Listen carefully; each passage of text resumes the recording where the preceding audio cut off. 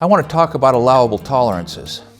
And the first thing, before I talk about what the allowable tolerances are for me in framing this house, is just a short comment about what allowable tolerances are, what it means, and how they vary from task to task. I don't care what you're building, I don't care what you're making, I don't care what your job is, there is an allowable tolerance for your work. And by allowable tolerance, I mean the acceptable deviation from perfect. Acceptable deviation from perfect at some level is just a matter of taste. It's what makes you or the person you're working for feel good about what you're doing.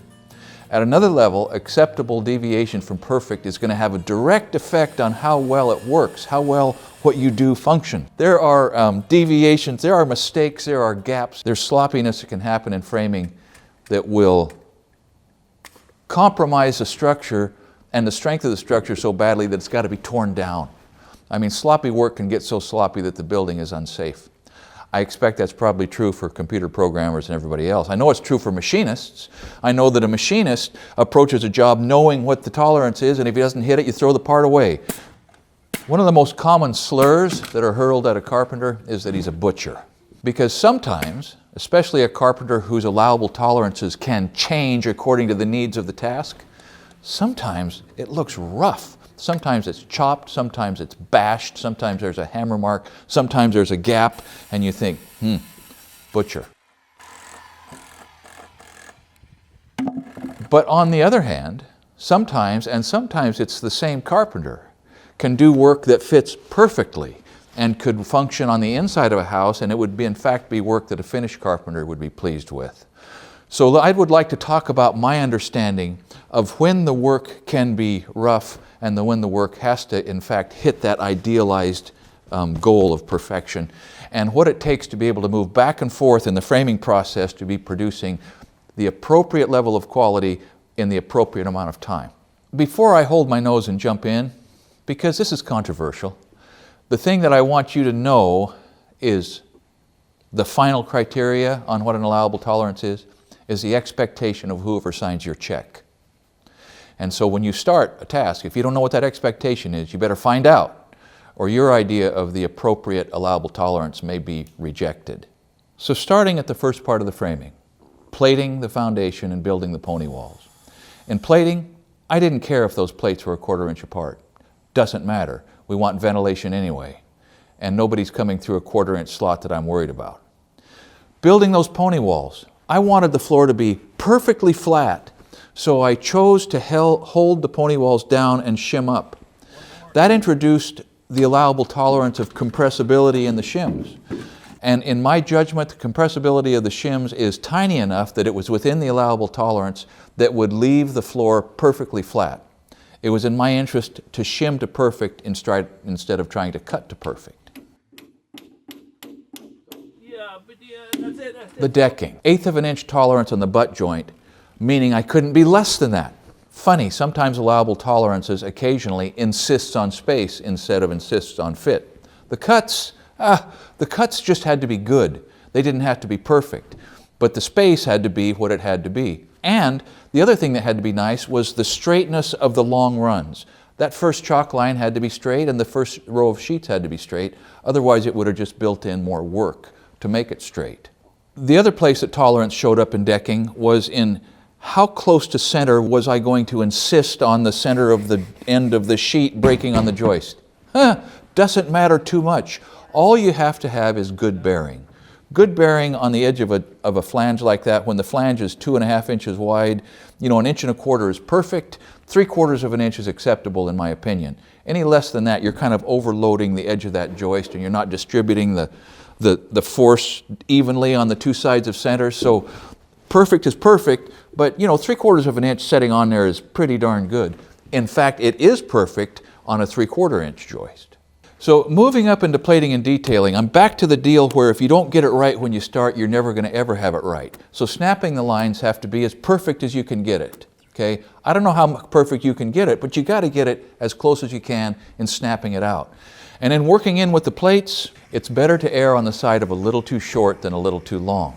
So, cut those plates a little short, maybe a 1/16, maybe an 1/8, but you shoot for perfect, except a little short, and then start to get a little queasy, because you want to be able to knock those plates together and know that you're not building in a dimension error as you move up. So perfect is good. And perfect in this case means just a teeny bit short. So the bottom plate. The bottom plate gets cut to pieces for plumbing, and it gets drilled to pieces, and there's anchor bolts, and it needs to. In a lot of ways, the bottom plate is just sort of it's kind of a template. It holds your studs where they need to be. It holds your studs at the right height so your wall height accumulates to the right distance. But it's actually the shear wall nailed to the outside of the rim joist and nailed to the studs and nailed on up that actually creates the wall strength. So the bottom plate is a little bit sacrificial.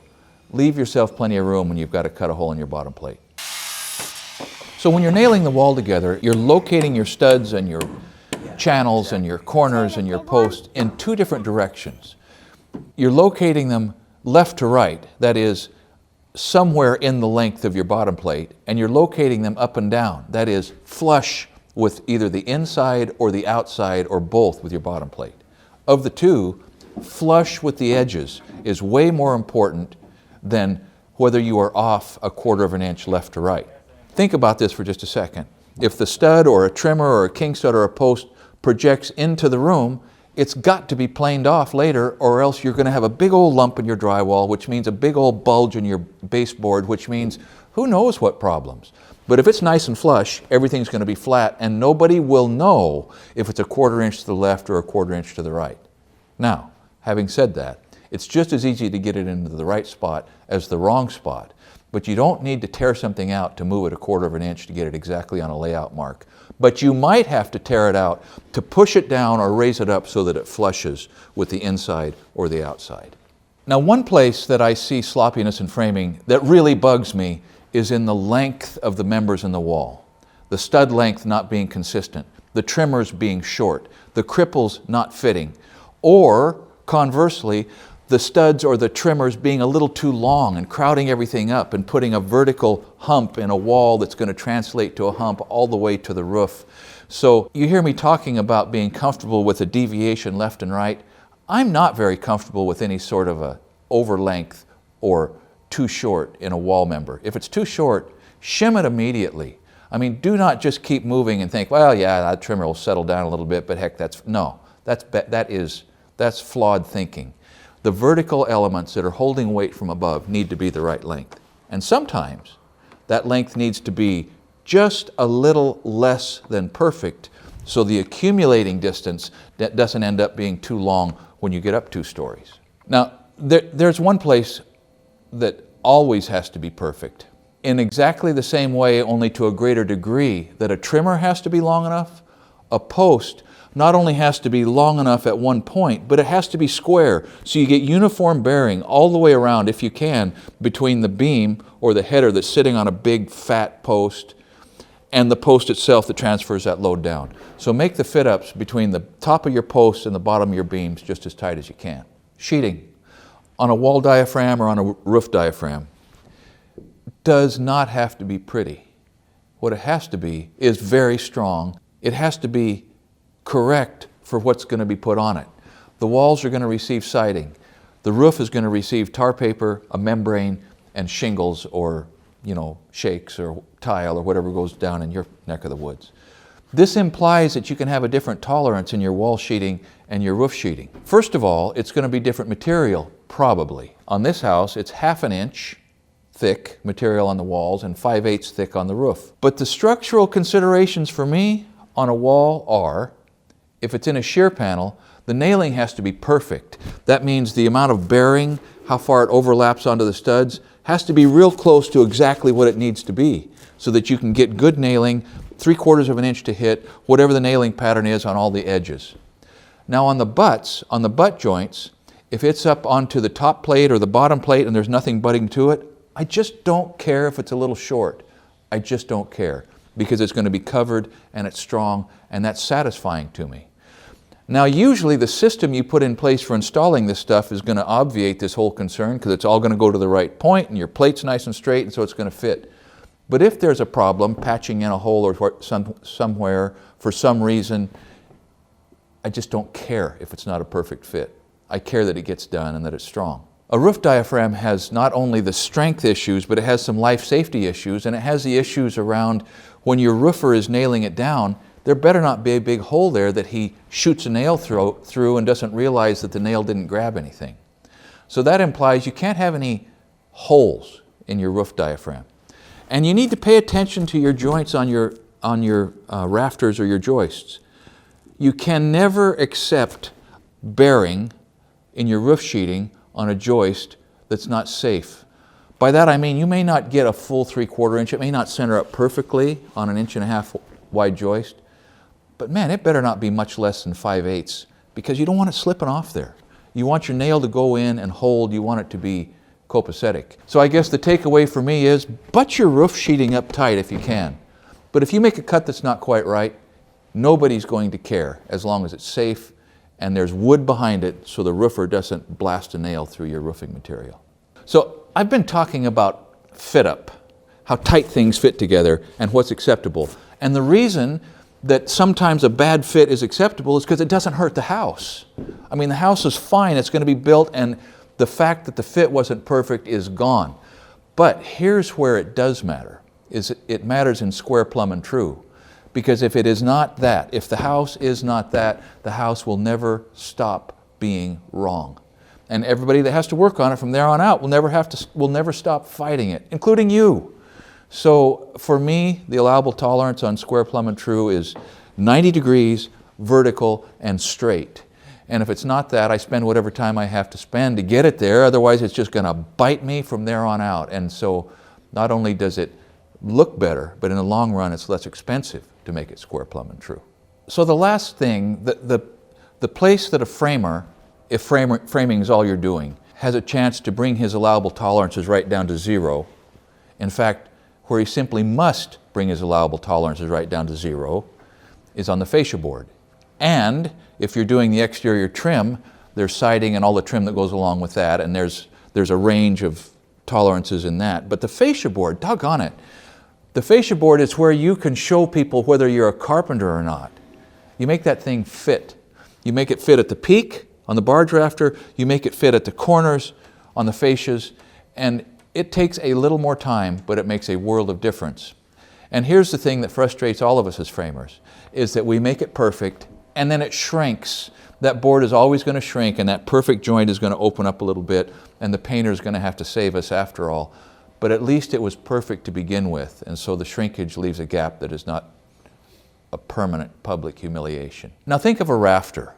I mean, it's going to bury.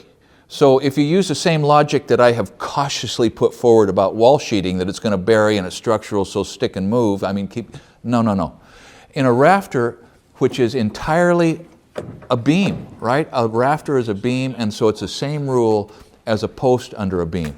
It's got to fit. So the bird's mouth on a rafter needs to fit pretty good, and particularly in a hip or a valley where those side cuts, those jack rafters are coming up and they're getting their strength from being nailed into a ridge. You know, the more bearing you have, the stronger that connection is. And a roof connection needs to be strong. I mean, think of earthquakes, think of these other seismic considerations. You don't want some nasty fits in a rake wall or in a valley or on a hip or even a common rafter that's going to give room for that nail, which has a certain shear value, to be compromised by passing through thin air between your bad cut and the ridge.